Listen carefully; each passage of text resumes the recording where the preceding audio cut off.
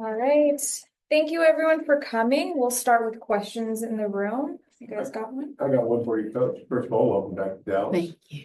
Coach, one of the things you said after the game that wasn't a whole lot to talk about positive, but the fact you have these true professionals, Nneka, Skylar, Clark, they almost self-scout themselves after that game. Yeah, for sure. They did. I think, we have adults in the room. And also as elite as they are, we knew that was uncharacteristic. And honestly, we don't even want to go backwards, but we do have to learn from it. And when your leaders are able to hold themselves accountable, everyone else falls in line. And so it starts with me, of course, just having my team prepared, but also trickling down to our team. Our start has to be better. The in-between has to be better. But the fact that, we can be professional about it speaks volumes to our leaders.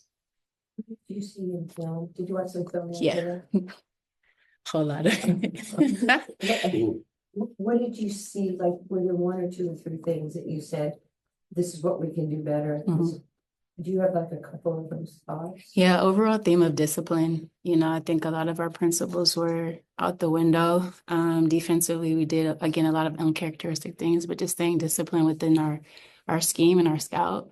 And then offensively, just getting organized. We do want to play with some tempo and some pace, but there has to be some discipline in our spacing. And that comes into play. And also, not being in a hurry. It's a difference of, being quick to spots, getting to positions, but then once we're there, not hurrying through actions and hurrying through reads. And so I think the biggest thing is just organization on that end of the floor. Can I follow up with one? Alicia, you want her to shoot more than one time? Yes. Yeah, is that with her, she's so used to doing whatever it takes for the team, she's so selfless. And that somebody has to say, we need you to be a threat. Yeah, I think, and the other thing that comes to mind too is piggybacking off the last question is we weren't moving the ball enough. And AC's game is predicated off of the way she cuts, the way she finds mismatches, the way she can post up different guards, and then her catch and shoot threes. But if the ball is not moving, if we can't get to second and third side actions, then we're limiting her. We're limiting Gabby and Ezzy in the way that they can cut and move. And so it's twofold. It's getting organized offensively for a player like AC, but also having an ability to utilize her strengths when it comes to a better offensive flow. Yeah. All right, next we'll go to Percy on Zoom. Coach, you touched on it earlier, but what type of response would you like to see from your team tonight? A great one. Theme of the day is whose bounce back would be greater. I think, Dallas kind of in the same boat as us, didn't really like their first game. But at the end of the day, we have an opportunity to correct it and just again being disciplined within our principles. Really having a really good start and staying sharp. And then just some early thoughts on obviously it's just the one game, but some early thoughts on Dallas with Paige and Arike. Just how is that looking from your perspective? It's still early, but it's going to be effective because Arike on the ball or off the ball. You have a point guard who is big, who is capable of making plays to her and for her, but also what Arike can do at an elite level is still score. So when you have, physicality around her in that position, adding Carrington with some physical posts and some versatile posts, I think those players do complement what Arike and Paige can do. A lot of good spacing, a lot of good ball movement is happening. And so I think, it's still early, but I think it's going to continue to develop over the season. And then 3 areas tonight that may decide this game, just 3 things that you will be really harping on. Yeah, Appreciate it. Arike is always the top of the scout, making sure we're disciplined in our coverage with Arike. Rebounding is going to have to be key for us. We lost that battle in our first game because we were out of position and, again, very uncharacteristic of us on that end. And then offensively, we have to play efficient. Again, it's, wanting to play in quick strike and wanting to play in transition. But if we don't have that, we have to move the basketball and play some efficient basketball. All right, next we'll go to Roberta.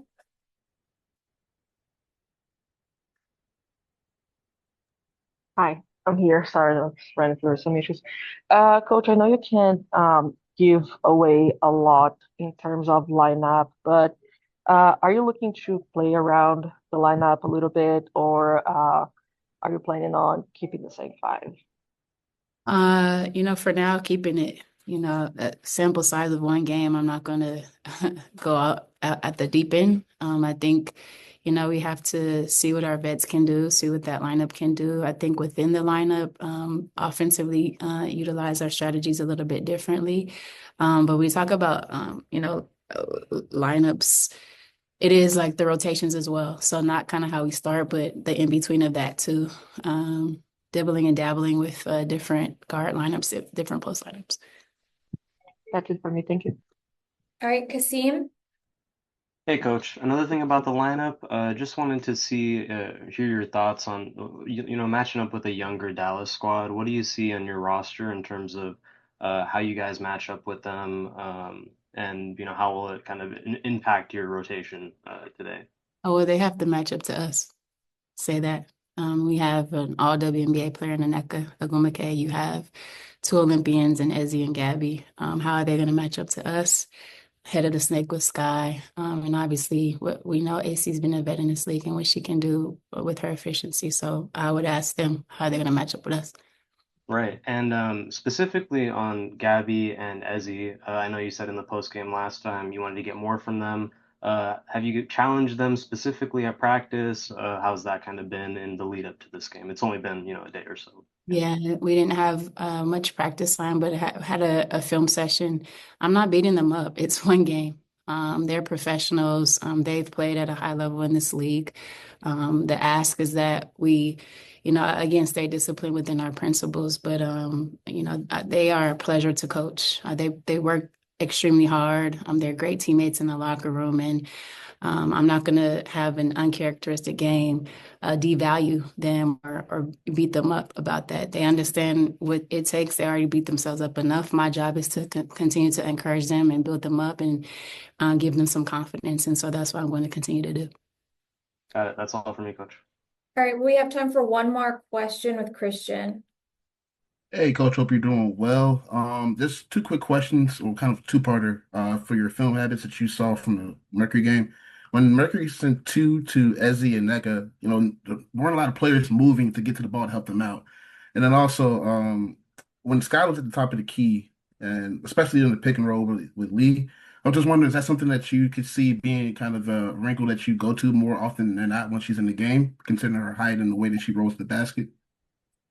I'll start with your second question. I think Lee has done a really good job in camp. And you see the versatility that she can bring. I'm asking all my bigs to be a little bit more aggressive to the rim and dive a little bit more. What Phoenix was doing was going under.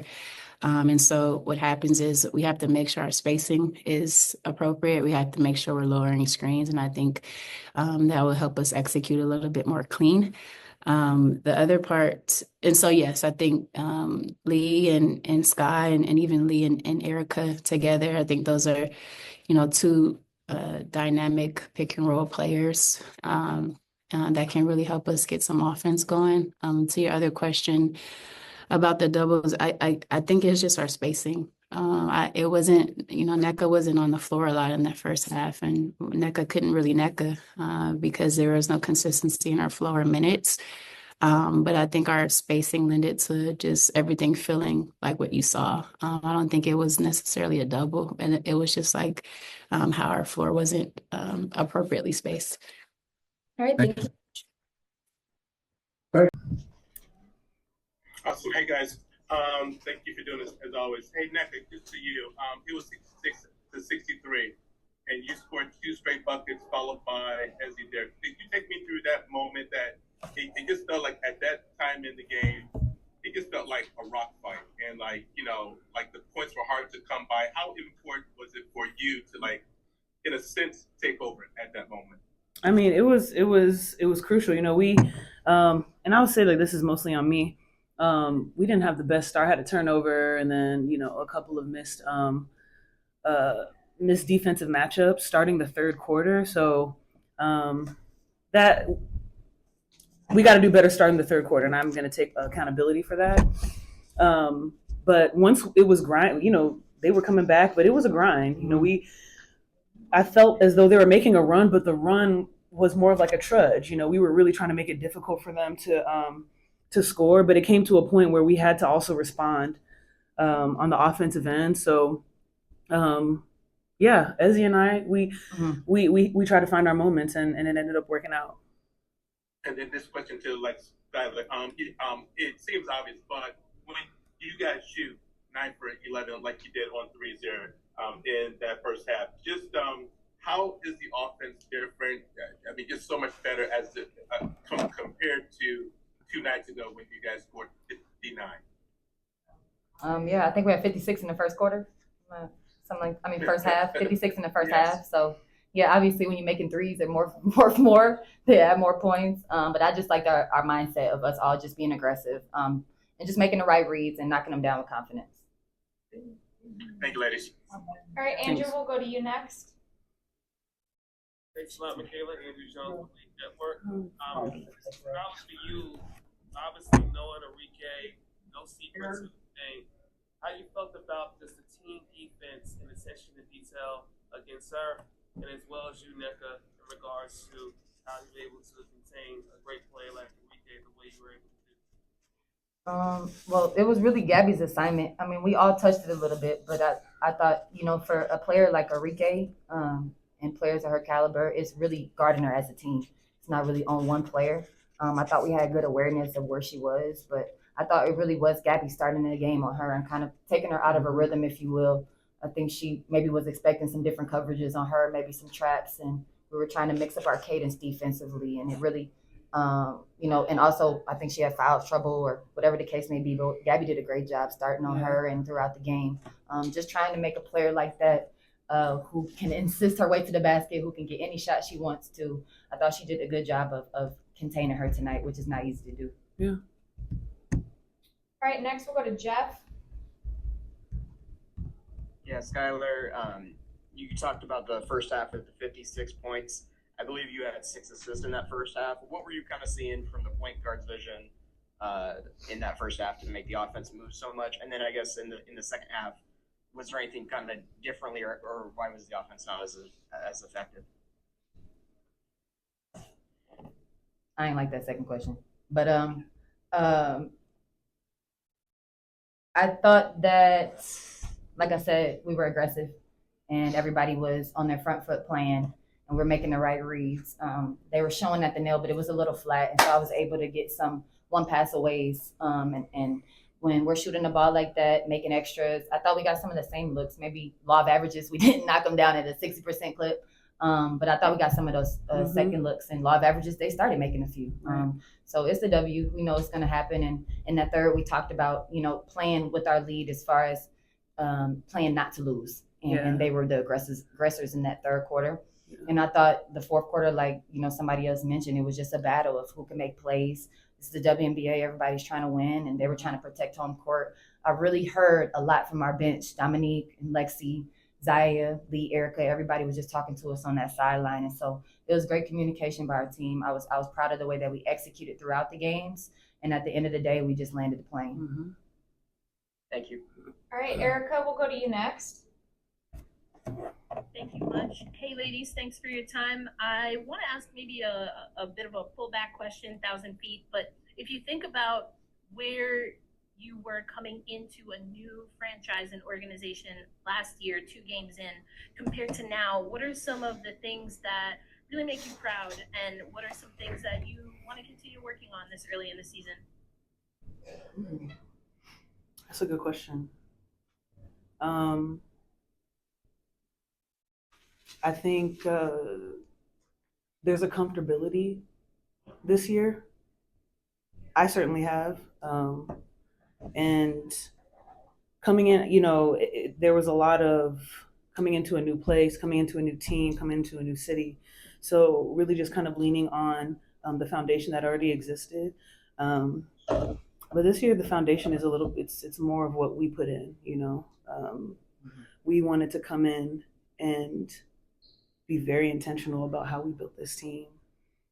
You know, it starts with the front office and the coaching staff. And I think what I'm proud of are the 10, really 11, including Lou, people that I'm playing with. You know, I really have to say that that's something that feels really good.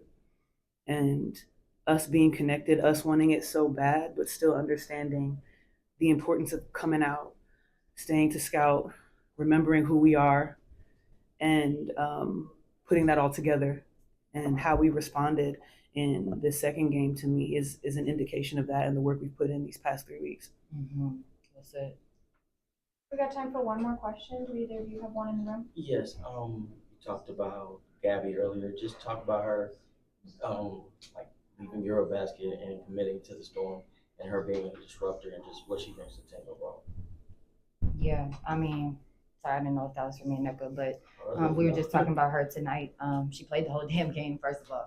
So her shape is amazing. And she had a really tough matchup tonight and will every night because she's our best perimeter defender and we really rely on her size. And she had 10 deflections tonight. That's something that we count. So just extremely active on the perimeter. She can rebound. She can get us into our offense. I mean, she shot the 3 well today. She had 3 steals. She had 2 blocks. I mean, 5 assists, 5 rebounds. Like, she can do everything. And I think really just us as a team, as an organization, empowering her to be exactly who she is. And that's one of the best players in this world. And so we are lucky to have her and her commitment to this team this year, her and Dominique being on this team for 44 games. But she had that Olympic experience that she had last year and led her team to, you know, an Olympic silver medal, and then came back to our team who, you know, we were in a position where we were fighting for position in playoffs, and she committed then. So her commitment has been awesome to this team. She does it on both sides of the floor, and we rely on her for that. All right, thank you, ladies. Thank you.